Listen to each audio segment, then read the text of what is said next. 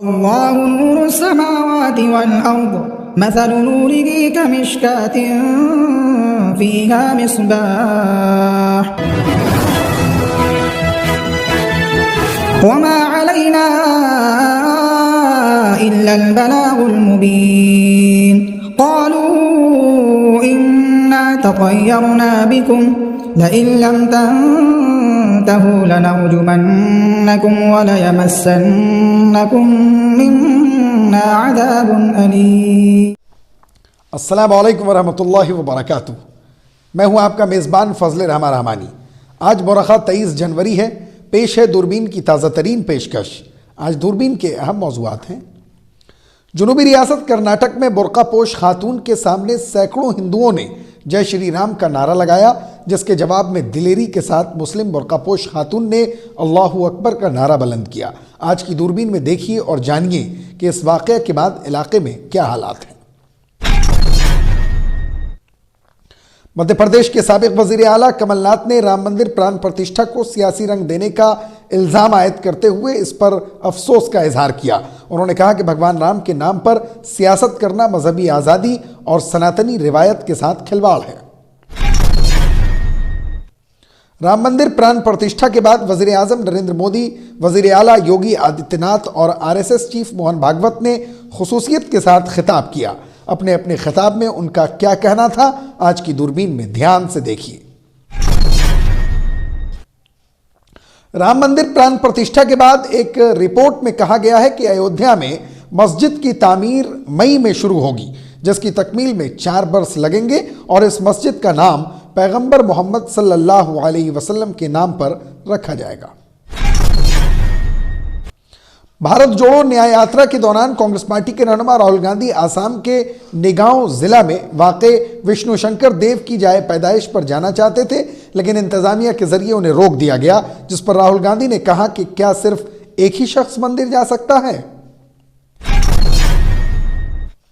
Supreme court ने Shiv Sena अराकीन assembly की नाअहलियत मामले पर वजीर आला शिंदे और उनके खेमा को नोटिस भेजा है। सीनियर वकील कपिल सिब्बल ने बेंच से अदालत उज़्मा के सामने दाखिल खुसूसी इजाज़तनामा पर गौर करने की गुजारिश की, जिसमें कहा गया था कि स्पीकर के हुक्म में आईनी बेंच के मई 2023 के फैसले की तशरीह की ज़रूरत है। यूरोपीय यूनियन के आला तरीन सिफारतकार ने इसराइली हुक्काम को खबरदार किया है कि वो सिर्फ फौजी तरीके से अमन कायम नहीं कर सकता। यूरोपीय यूनियन के वज़राए खारजा पीर को आला इसराइली और फ़लस्तीनी सिफारतकारों से मुलाकातें करेंगे। आज की दूरबीन में जानिए और देखिए गज़ा की ताज़ा और मौजूदा सूरत हाल। रूसी ज़ेर कब्ज़ा डोनेस्क के बाजार में धमाका हुआ, जिसमें दर्जनों अफराद हलाक हो गए, जिसके लिए हुक्काम ने शहर के मज़ाफ़ात में एक मार्केट पर होने वाली गोलाबारी के लिए यूक्रेन को मौरिद इल्ज़ाम ठहराया है। इस हमले में कम से कम 27 अफराद हलाक और 25 दीगर जख्मी हुए। पाकिस्तान के दारुल हुकूमत इस्लामाबाद में सिक्योरिटी खदशात की बुनियाद पर 3 तालीमी इदारे बंद कर दिए गए हैं। पुलिस की जानिब से जारी करदा बयान के मुताबिक इस्लामाबाद में 3 यूनिवर्सिटियों को बंद कर दिया गया। ICC ने 2023 की बेस्ट T20 टीम का ऐलान कर दिया है, जिसमें टीम इंडिया के 4 खिलाड़ी शामिल किए गए हैं और सूर्य कुमार यादव को कप्तानी दी गई है। आप हमें YouTube पर देखने के अलावा हमारे तमाम सोशल मीडिया पेजेस पर भी फॉलो कर सकते हैं।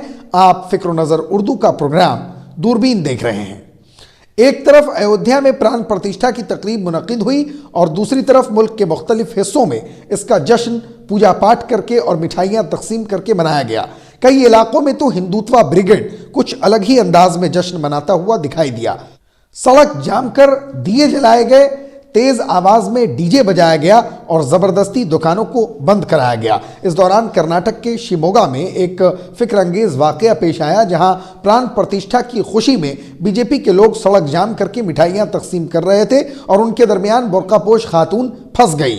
खातून स्कूटर से अपने बच्चे के साथ गुजर रही थी, जिसे देखकर वहां जमा सैकड़ों हिंदू जय श्री राम के नारे लगाने लगे। इसके जवाब में उस खातून ने निहायत दिलेरी से अल्लाहु अकबर का नारा बुलंद किया।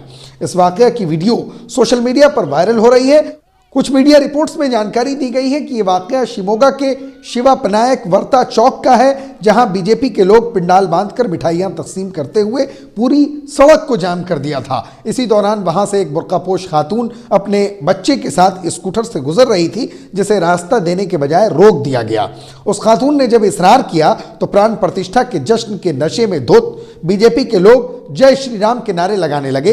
ये देखकर उस खातून ने भी बुलंद आवाज में अल्लाहू अकबर के नारे लगाए, जिसकी वजह से वहां का माहौल थोड़ी देर के लिए कशीदा हो गया। इत्तलात के मुताबिक हालात तशवीशनाक होने से पहले मकामी पुलिस ने समझदारी दिखाई और इस खातून और बच्चे को पुलिस जीप में बिठाकर महफूज मकाम पर ले गई। इस दौरान मुसलमानों के खिलाफ इश्तियाल अंगेजी के लिए बदनाम साबिक नायब वजीर आला एस ईश्वरप्पा के साहबजादे के.ई. कंतीश ने पुलिस से उस खातून को गिरफ्तार करने का मुतालबा किया। याद रहे कि कर्नाटक में हिंदूवादी इश्तियाल अंगेजी का एक नमूना फरवरी 2022 में भी पेश आया था, जब मुस्कान खान नामी एक तालिबा हिजाब के साथ अपने कॉलेज गई और उसे देखकर भगवाधारी तलबा जय श्री राम के नारे लगाने लगे थे। उन नारों के जवाब में मुस्कान ने भी अल्लाहू अकबर का नारा बुलंद किया था। मध्य प्रदेश के साबिक वजीर आला कमलनाथ ने राम मंदिर के इफ्तिताह की तकरीब को सियासी स्टेज बनाने का इल्ज़ाम लगाते हुए इसे अफसोसनाक करार दिया है। उन्होंने अयोध्या में राम मंदिर की तामीर और रामलला की प्राण प्रतिष्ठा के बारे में कहा है कि अयोध्या में भगवान राम के मंदिर की तामीर सुप्रीम कोर्ट के हुक्म से हो रही है। चूंकि मरकज़ और रियासत में फिलवक्त बीजेपी की हुकूमत है, इसलिए सुप्रीम कोर्ट के हुक्म की तामील की जिम्मेदारी बीजेपी हुकूमत पर है। कमलनाथ ने कहा कि बीजेपी ने जिस तरह से इस प्रोग्राम को सियासी रंग दिया है और मजहब को सियासी स्टेज पर लाने की कोशिश की है, वो निहायत अफसोसनाक है। भगवान राम हमेशा से हम सभी के अकीदत का मरकज रहे हैं और रहेंगे। इस पर सियासत करना मजहबी आज़ादी और सनातनी रिवायत के साथ खिलवाड़ है। उन्होंने कहा कि गुज़िश्ता रोज़ हम सब के भगवान राम की प्राण प्रतिष्ठा के मौके पर मैं मुल्क के तमाम लोगों को मुबारकबाद देता हूँ। कमलनाथ ने कहा कि भगवान राम के कदमों में अकीदत से सर झुकाते हुए वो मुल्क के लोगों की तरक्की और खुशहाली के लिए दुआ करते हैं। भगवान राम सबके मसाइल हल करें, सबको सेहतमंद रखें, सभी के दिली ख्वाहिशात को पूरा करें और मुल्क में अमन चैन और भाईचारे का तहफ़्फ़ुज़ करें। कमलनाथ ने याद दिलाया कि जब अयोध्या में राम मंदिर की तामीर शुरू हुई थी, उस वक्त उन्होंने एक वीडियो पैगाम के जरिए उसका इस्तकबाल किया था और मुल्क के लोगों को इसकी मुबारकबाद दी थी। अयोध्या के अजीमुश्शान राम मंदिर में गुज़िश्ता रोज़ रामलला की प्राण प्रतिष्ठा बवक्त दोपहर सुबह मुहूर्त में मंत्रों के विरद के दौरान हुई। 84 सेकंड के मुहूर्त में पूजा के बाद रामलला गर्भगृह में विराजमान हो गए।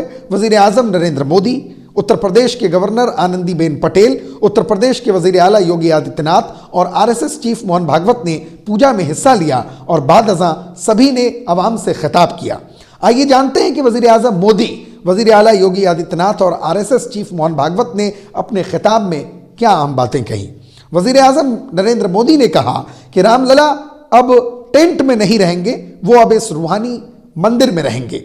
जो कुछ हुआ है इसका एहसास मुल्क के गोशे गोशे में राम भक्तों को हो रहा है। ये नए दौर का आगाज है। मुल्क गुलामी की जहनीत को तोड़कर आगे बढ़ रहा है। उन्होंने कहा कि उनकी पूजा अर्चना में कुछ तो कमी रह गई होगी कि सदियों तक ये काम नहीं कर पाए। इसके लिए वो रामलला से माफ़ी मांगते हैं और उन्हें भरोसा है कि वो माफ़ कर देंगे। मुल्क की अदलिया का भी शुक्रिया कि इस अजीमुश्शान राम मंदिर के लिए रास्ता हमवार किया गया। उन्होंने अपने अनुष्ठान यानी पूजा से कबल का अमल के दौरान उन मकामात की ज़ियारत की जहां राम गए थे। राम की दास्तान बेपनाह है और रामायण का कोई इख्तिताम नहीं है। यह मौका फतह का नहीं, इनकिसार का भी है। कुछ लोग कहते हैं कि राम मंदिर बनेगा तो आग लग जाएगी, लेकिन वो लोग हिंदुस्तान समाज की खैर सगाली और सब्र को नहीं जानते थे। राम आतिश नहीं तवानाई है। राम सिर्फ हमारे नहीं सबके हैं। राम तनाज़ो नहीं हल हैं। वज़ीर आला योगी आदित्यनाथ ने कहा कि अयोध्या अब सकाफती राजधानी बन गई है। पूरी दुनिया इसकी अजमत को देख रही है। प्राण प्रतिष्ठा कौमी वकार का तारीखी मौका है। राम जन्मभूमि मंदिर का क़याम हिंदुस्तानी सकाफत का बेनज़ीर नमूना है। ये एक राष्ट्र मंदिर है। हमारे आबाओ अजदाद ने जो अयोध्या में अजीमुश्शान राम मंदिर बनाने का अज़्म लिया था वो आज पूरा हो गया है। आज का दिन उनकी ज़ाती ज़िंदगी के लिए सबसे बड़ी खुशी का मौका है। अयोध्या में होने वाले मजहबी तवाफ़ में अब कोई रखना नहीं आएगा। अयोध्या में अब कभी भी कर्फ्यू नहीं लगेगा। अयोध्या के मंदिर और गलियों में कीर्तन हुआ करेंगे। आरएसएस चीफ मोहन भागवत ने कहा कि आज की खुशी का इजहार कोई नहीं कर सकता। रामलला के साथ हिंदुस्तान का अपना आप लौट आया है। छोटे छोटे मंदिर में राम भक्तों में जोश की लहर दिखाई दे रही है। आज प्राण प्रतिष्ठा तकरीब के लिए वजीर आजम नरेंद्र मोदी ने सख्त व्रत यानी उपवास रखा है। उन्होंने व्रत के सख्त उसूलों पर अमल किया। वो उन्हें तवील मुद्दत से जानते हैं। वजीर आजम मोदी एक तपस्वी हैं। भगवान राम को 14 सालों का वनवास यानी जंगल की जिंदगी झेलना पड़ा, लेकिन वो क्यों गए थे बाहर? इसकी वजह थी अयोध्या में लड़ाई। राम दुनिया की लड़ाई को मिटाकर वापस अयोध्या आए। आज रामलला 500 साल बाद फिर से वापस आए हैं।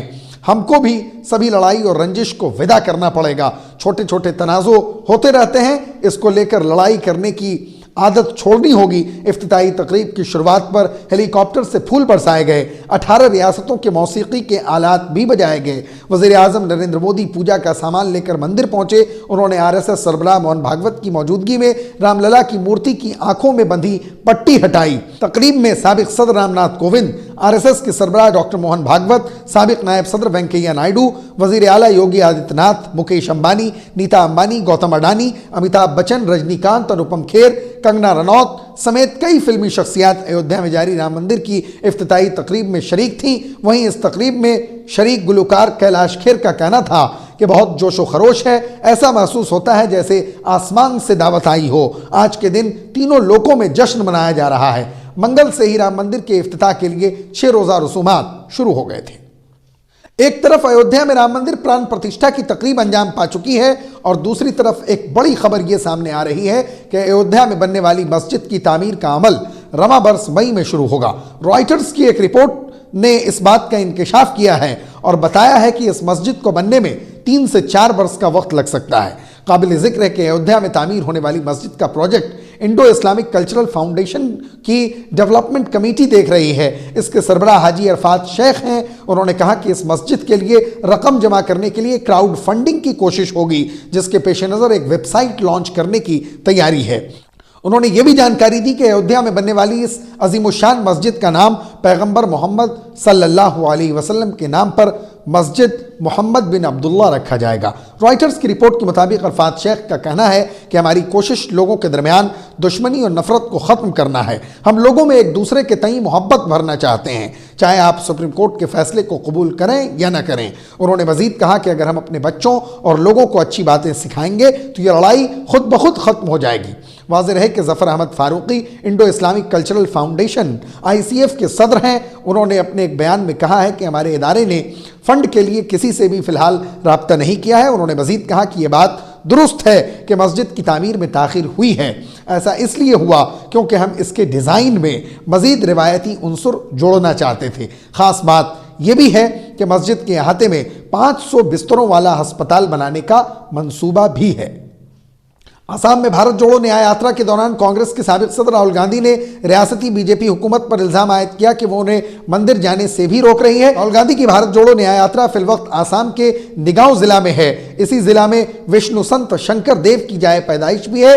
राहुल गांधी का वहां जाने का प्रोग्राम पहले से तय है। इसके लिए इजाजतनामा भी हासिल कर लिया गया था, लेकिन ऐन वक्त पर उन्हें वहां जाने से रोक दिया गया। राहुल गांधी ने कहा है कि पहले इंतजामिया ने उनको विष्णु संत शंकर देव की जाए पैदाइश पर जाने की इजाजत दी थी, लेकिन अब मना किया जा रहा है चूंकि वो जाए पैदाइश से करीब मौजूद हैं और इस मकाम की सिर्फ ज़ियारत करना चाहते हैं, फिर भी उन्हें नहीं जाने दिया जा रहा है। राहुल गांधी ने वज़ीर आज़म नरेंद्र मोदी पर तंज करते हुए कहा कि लगता है कि गुज़िश्ता रोज़ सिर्फ एक आदमी को ही मंदिर जाने की इजाज़त थी। विष्णु शंकर देव की जाए पैदाइश की ज़ियारत के लिए निकले राहुल गांधी की पुलिस अफसरान से बहस भी हुई। अफसरान ने उनसे कहा कि उन्हें शाम 3 बजे के बाद जाने की इजाज़त मिल सकती है। पुलिस अफसरान के ज़रिए राहुल गांधी को यह भी बताया गया कि हमारे पास ऑर्डर है। इसके बाद राहुल गांधी ने पूछा कि उन्होंने क्या गलती की है जो मंदिर नहीं जा सकते। उनके पास जाने की इजाज़त है, उन्हें न रोका जाए।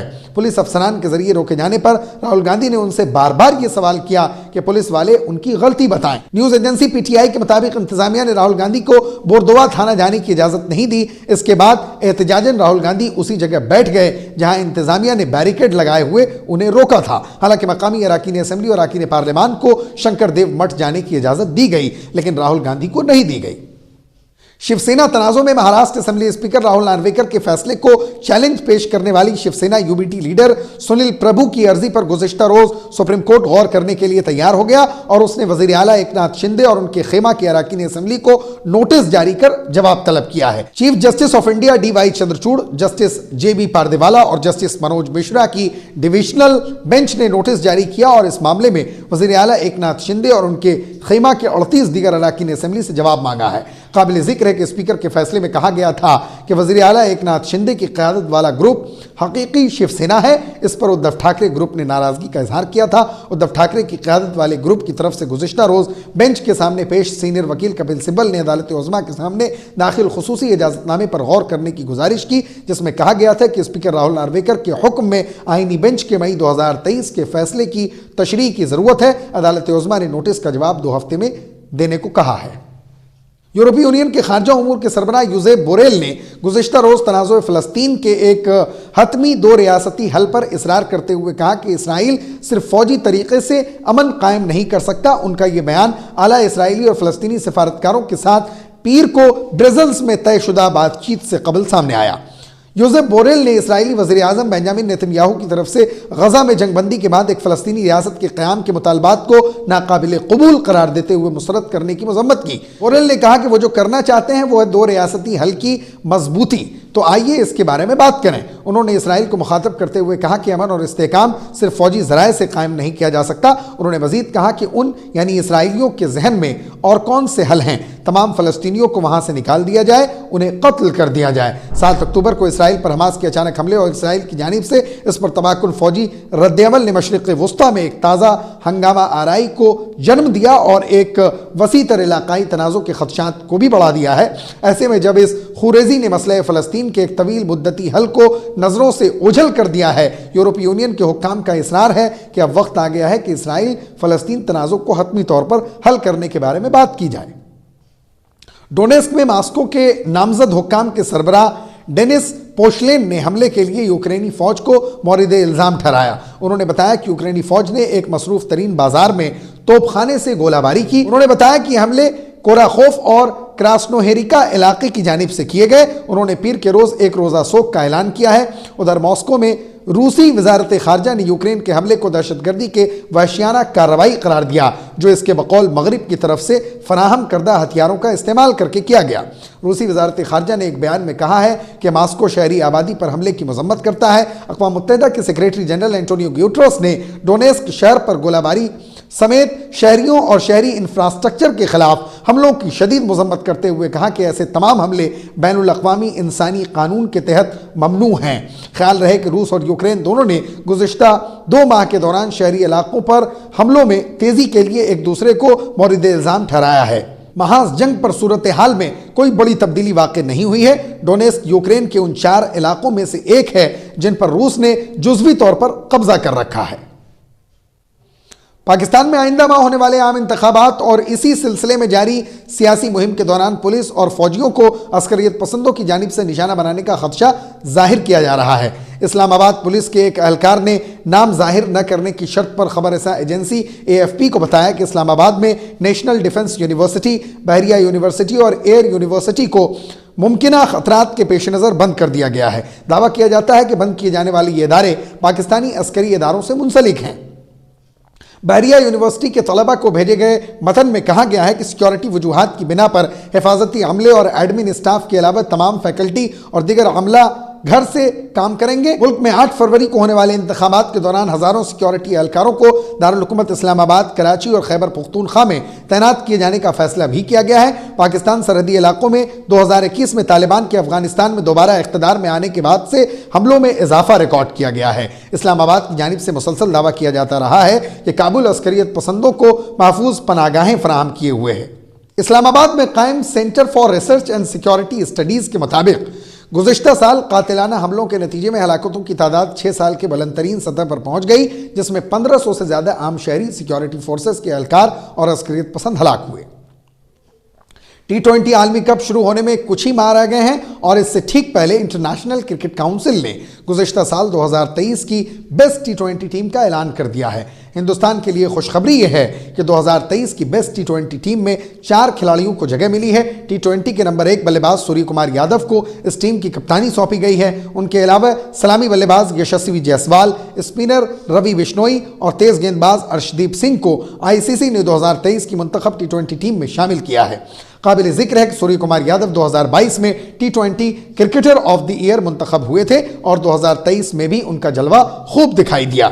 इस खिलाड़ी ने गुज़िश्ता 177 टी20 इनिंग में 48 से ज्यादा की औसत से 733 रन बनाए हैं। उनमें 2 सेंचुरी और 5 निस्फ सेंचुरियां शामिल हैं। दुनिया के नंबर 1 इस बल्लेबाज को एक बार फिर टी20 क्रिकेट ऑफ द ईयर की दौड़ में सबसे आगे बताया जा रहा है।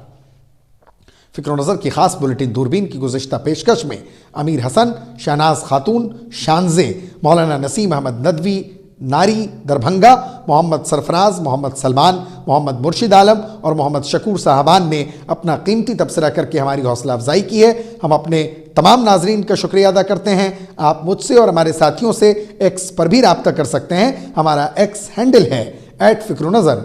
शुक्रिया।